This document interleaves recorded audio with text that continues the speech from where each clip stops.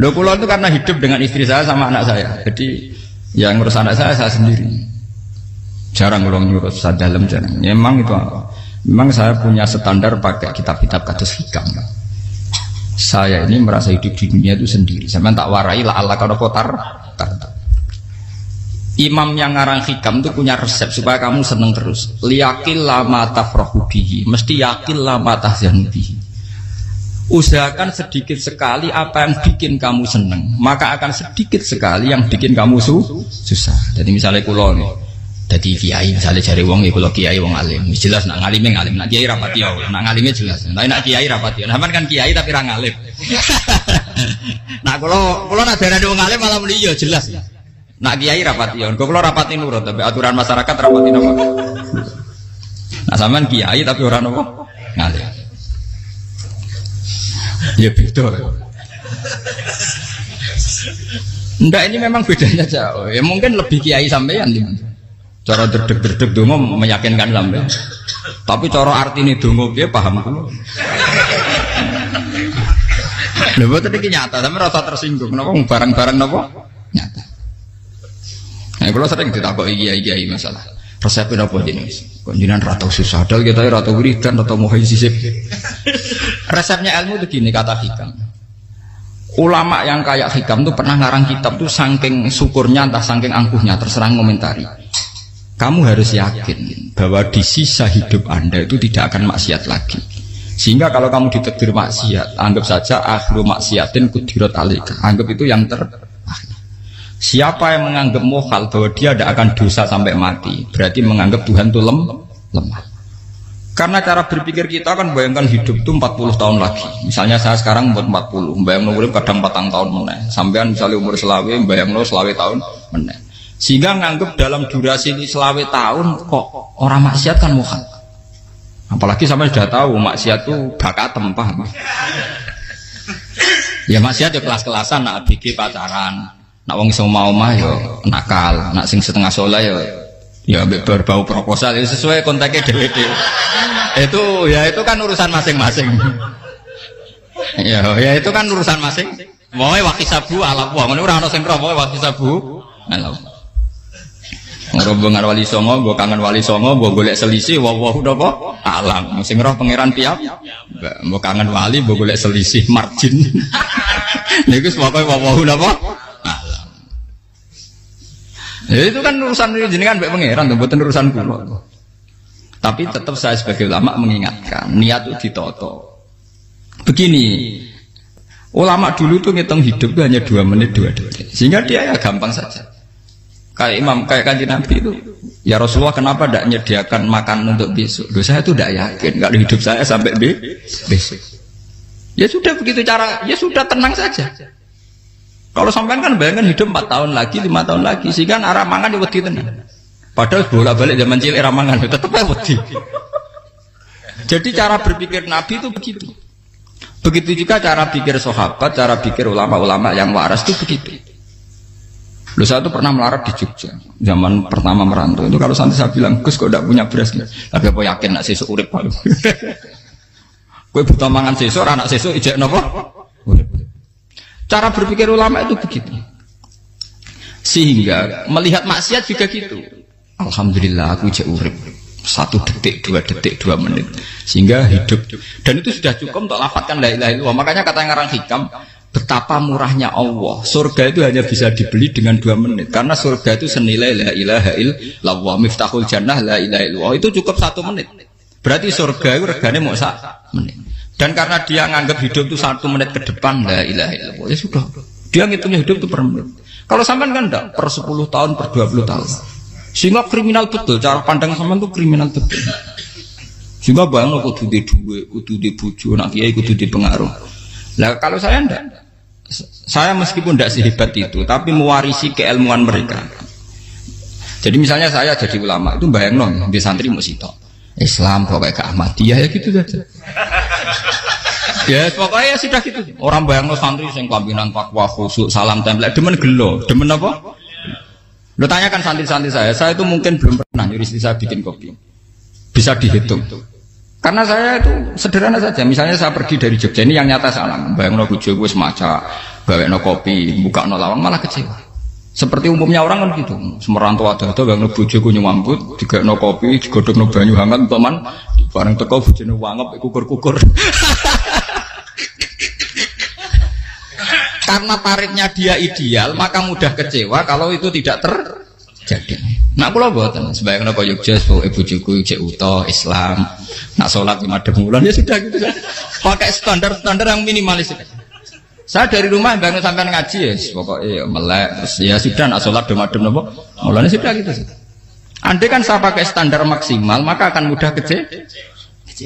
Rasulullah juga begitu. Rasulullah itu ngadepi Sayyidah Aisyah itu ya begitu, ngadepi Hasan Husain. Sehingga tidak ada cerita Nabi mudah kecewa betul. Karena Nabi bayangkan anak istrinya itu ya minimalis sekali, urusan dunia loh maksudnya minimalis sekali. Misalnya Nabi pagi-pagi tanya, ya Aisyah apa ada sarapan? Enggak ya Rasulullah, ya idzan asumu, kalau itu saya puasa. Kalau sampean usul-usul ora digekno kopi wong wedok opo? Itu kan repot. Muni-muni itibak sunnah Rasul tapi tidak pernah sampai mendekati sunnah napa Rasul. Sehingga ya tenang saja Nabi. Saya tuh alhamdulillah bisa niru dalam gitu-gitu tuh bisa. Makanya ini kiai muda paling jauh. Banyak kiai yang sepuh itu kalau urusan gitu konsultasi masa. Gus resep apa kain. Ini kula resep era dekarep apa. Juga saya tidak pernah bayangkan apa tanggaku seneng aku atau orang sing ngaji aku kecewa, tidak pernah bayangkan. Sampai itu kan makhluk, tidak penting. Kecewa tidak kecewa itu tidak benar. Saya itu orang alim, ngerti ini warido kamat lubi, ora warido kum. Yang tak gulai ridane pengiran, ridane sing ngaji, ridane konsumen. Itu apa? Makhluk tidak penting. Itu harus dilatih. Harus apa? Sehingga orang itu kalau biasa sholat, maksudnya biasa ta'alluq bi Allah, mesti la'alla katardo, mesti gampang puas. Karena dia iktifak ngalap cukup bi Allah Subhanahu wa ta'ala. Saya sebagai manusia juga sering ditangisi istri. Misalnya saya sering ke Jogja sendirian. Nah ninggalan nopo, ninggalan ibu milih pengiran. Misalnya mati ninggalan, ya paling aku mau ngapes nih suara. Paling uang nangis gue kegiatan. Bukan apa. Ingin saya bahwa konstitusi ulama itu masih iktimat Allah. Kalau kita kan enggak. Cara berpikir kita ngaji itu ideal sing ono podium, sing ngaji kelaminan takwa kabeh, ketunan kaji kabeh, diluk kabeh. Kita akan pakai standar-standar yang dengan asumsi kita. Padahal Nabi zaman sugeng al iman hahuna wa yusiru ila qalbihi sadrihi salah. Iman itu urusan hati. Komitmen sampean bi Allah Subhanahu wa taala. Nah ini resepnya. Makanya kata hikam liyakillah ma tafrahu bi. Mesti yakinlah mata syadubi. Sedikitlah kamu gembira dengan satu hal, nanti akan sedikit kamu yang kecewa. Artinya misalnya kados kula sebagai ulama seneng kula nu kok ijek iman. Ya nggak kayak wong awam. Ya sudah gitu. Jadi misalnya suatu saat kula jatuh, yang ngaji saya gak semeneng dadi kupeding. Wong sing seneng kula bubar kabeh. Kula ora susah, miskola darah bener. Gus saiki jenengan ora sing seneng. Ya tenang saja. Sing ora seneng makhluk ora jelas. Dan status mereka tetap layaduru walayang. Ini harus dilatih. Sehingga Nabi itu ya meskipun beliau itu perang, sahabatnya meninggal, ya tenang saja. Nabi cara berpikir yang meninggal mereka mati syahid, yang masih hidup dianggap berpotensi melakukan kebaikan. Sama tak warai resep-resep dari Rasulullah Shallallahu Alaihi Wasallam. Saya ini sebetulnya memaksa, menjelaskan ini maksa, karena saya inginnya jadi ulama yang kayak umumnya orang, tidak ideal-ideal amat. Tapi kan saya ditakdir ilmunya itu ideal, jadi terpaksa saya jelaskan. Tapi kalau perilaku saya tidak akan ideal. Soalnya ngawur saake mari Ghafuri pengiran nganggur bolak-balik cerita. Ada seorang wali, karena dia wali itu doa di multazam, ya Allah saya ini minta satu hal. Karena dia wali maka tidak minta uang, tidak minta jabatan, minta engkau takdir saya tidak pernah maksiat. Itu kan bagus sekali, minta doa ditakdir gak maksiat kan ada. Dari pengiran malah Syafi'i. Fa'ena ada ukufran. Karena tahu maksiat malah sifat ghafurku tak ada kok endi. Gambarnya pengiran kan sifat ghafurku rak nganggur. Malah tidak ada orang selain Nabi kecuali ditakdir tahu maksiat. Dan sifat ghafuri pengiran efektif. Paham apa? Lara sampean kan ghafuri kok nggo kabeh. Dadi karek sadidul iqab. Karena maksiate sampean sering. Jadi sifat ghafuri wis berlaku aktif. Saya karek nunggu sifat sadidul iqab. Paham ya? Itu beda dengan wali-wali. Sifat sadidul iqab mau aktif, mereka tidak punya dosa. Malah pangeran bingung gak kok sifat ghafur. Apik tak dakoki ghafur atau dosa. Didakoki sadidil kok gak tau maksiat. Jadi pangeran malah sing bingung. Nak kowe ora tau maksiat ghafur kok tak dakoki. Kok ora tau maksiat, wong iku ora tau apa? Didakoki sadidil kok gak mungkin atau maksiat. Lah pangeran ape dakok ghafur kan syaratnya dosa sik. Sampeyan kan walian. Ghafure wis dientekno. Keseringan kepake, paham ya? Karek nopo? Karek sadidil ikom. Ya itu memang standar Tuhan. Semua Quran itu kalau menyeritakan gitu. Nabi ibadi anni anal ghafurur rahim. Kawulaku ceritani aku ghafurur rahim, tapi yo ceritani wa anna adabi wal adabul alim. Jadi Nabi ibadi anni anal ghafurur rahim wa anna adabi wal adabul alim. Kalau Nabi Ibrahim, Nabi Muhammad inna rabbaka lasari'ul iqab. Pangeran cepat nyiksane, tapi wa innahu laghafurur. Jadi dua sifat ini pasti aktif. Dan tentu ulama itu senang sifat ghafur itu ya meskipun aktif, tapi mereka tidak pernah ngambil fasilitas sifat nopo. Kula baleni malih. Sehingga kayak Sayyidina Umar radhiyallahu anhu ketika beliau pertama jadi khalifah, ini cerita di kitab Hayati Sahabat. Pertama dia jadi khalifah, orang mengira dia akan ngomong hal-hal yang besar, visi besar tentang negara, visi besar tentang izzatil Islam wal muslim. Tapi ketika Umar pertama pidato begini, Ayuhal muslimun ayuhan nas, ana, jari kata Sayyidina Umar, ana hulamun min bani Makhzum, akulu min kholati.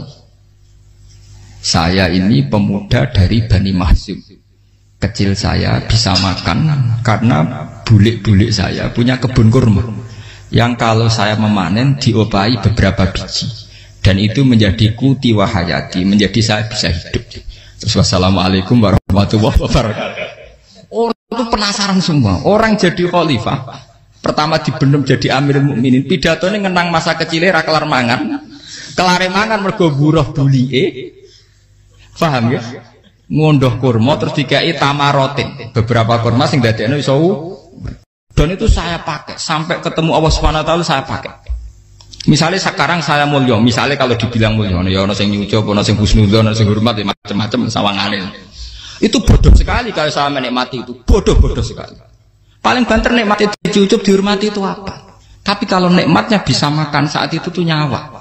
SBY jadi presiden prestasi, Gus Dur jadi presiden prestasi, tapi umpama presiden tetap mangan. Prestasi tertinggi ada bisa makan selisat dirumki gojogonyo. Makanya Umar mengingatkan, sebetulnya nikmat tertinggi saya itu tidak saat saya jadi khalifah, saat itu kok aku iso mangan, cara gak aku mati. Paham ya? Jadi itu luar biasa. Kita ini kan menjadi angkuh karena ngitung nikmat itu yang besar-besar, punya prestasi, punya. Kalau saya enggak ngitung nikmat itu kelar mangan gak mati, kan gampang. Sehingga saya tidak mudah kecewa karena tarifnya minimalis, gak gampang apa? Jadi misalnya kalau kapan-kapan kok berhubung, Gus ini Tuhan rasanya jangan ngeten-ngeten. Oh makhluk itu ya gak apa-apa. Kalau di status kiai kan seakan-akan ngomongnya sakral, seakan-akan mandi. Tapi nak tak status, oh makhluk itu ngomong-ngomong ya sudah kan.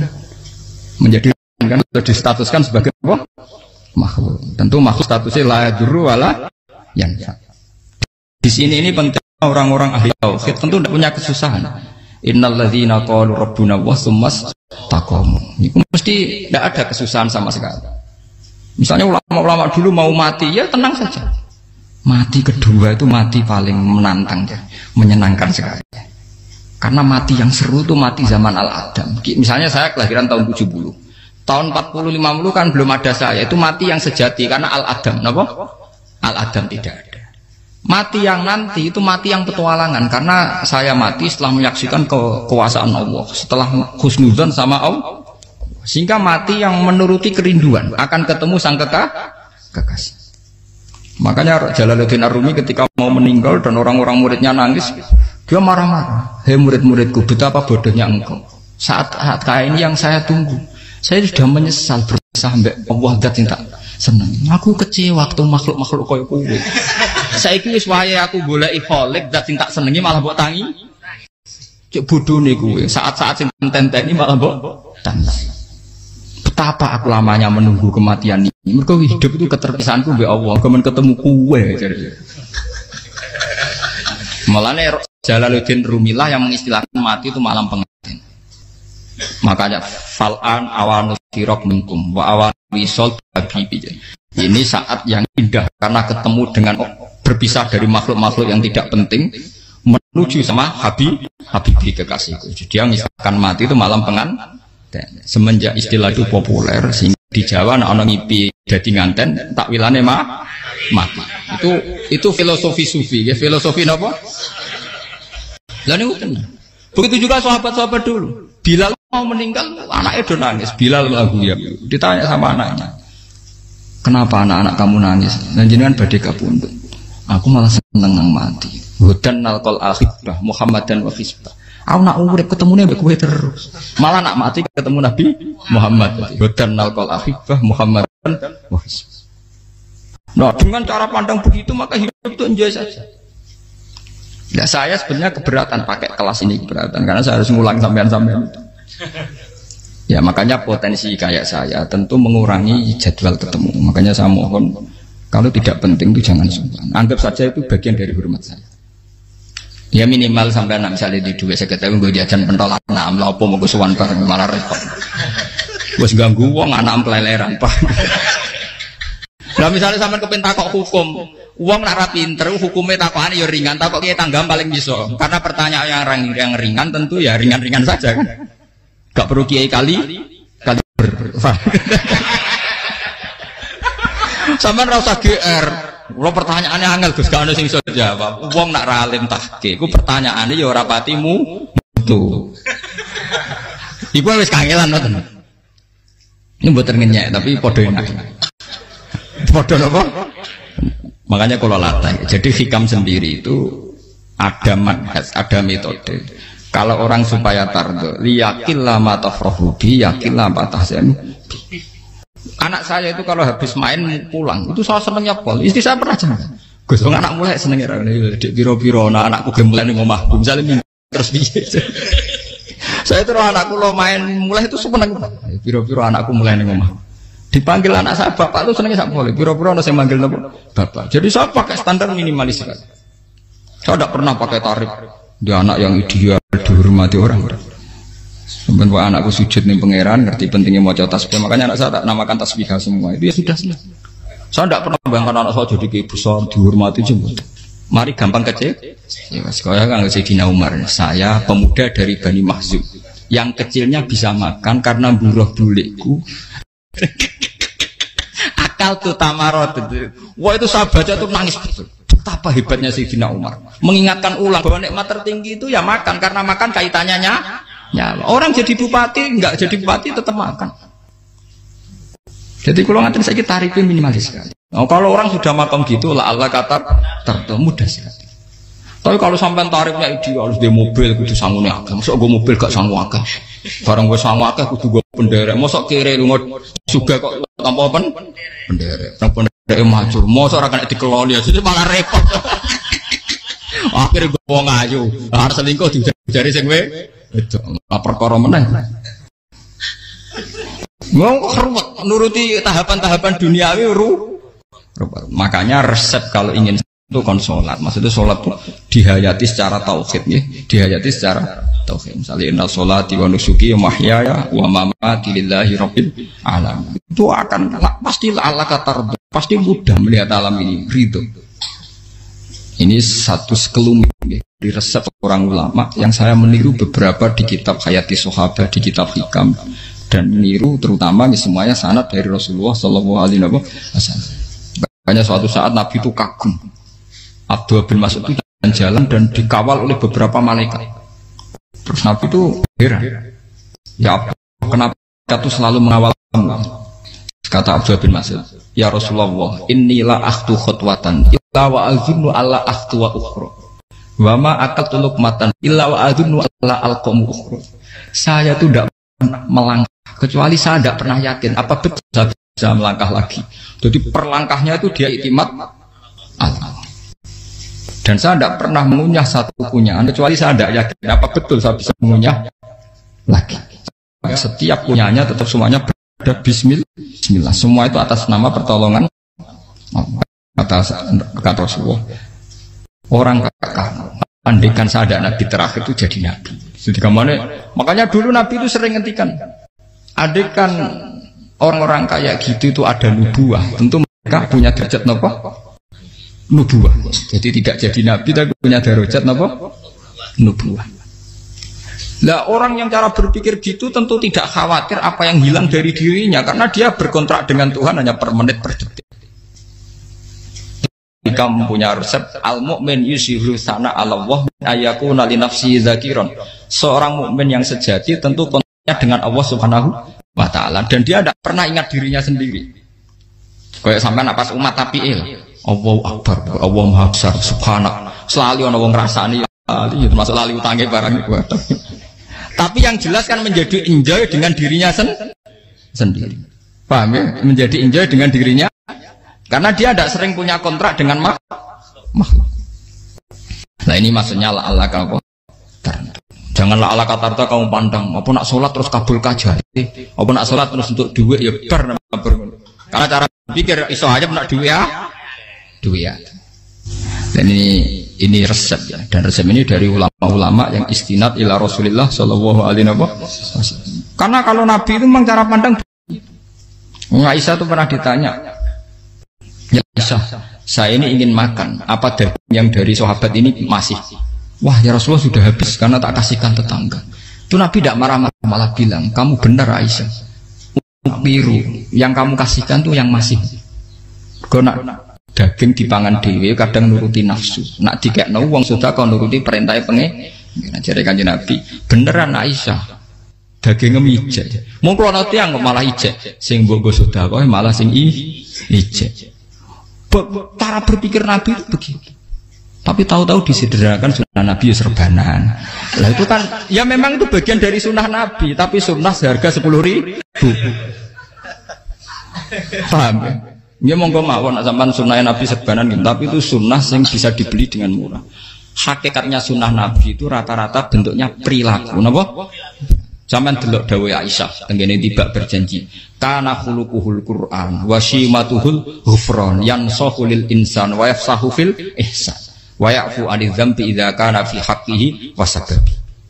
Kana khuluquhul Qur'an, nabi ku akhlak dasare wis kaya Quran plek. Urusane akhlak. Wa shimatuhul ghufran, ciri utama sifatnya nabi gampang nyepuro. Yansahu lil insan, dan nabi punya niat baik pada seluruh manusia. Wa yafsahu fil ihsan, sering melakukan ihsan. Lah nek sunah Nabi ngoten kan luwih sering kula Quran ya wis hafal mulang. Wasimatu kufron kula gampang nyepur sampean ngaji angop ya ora tau tamu. Yang sahulil insan kula bedina nate tiyang mulang. Wa yafsahu fil ihsan tak ge gampang. Kula mulai ora tau itu sakmene kudu podium kudu wong dilo ya ora. Pokoke anggere ke Ahmadiyah ya madhep mulon ya sudah.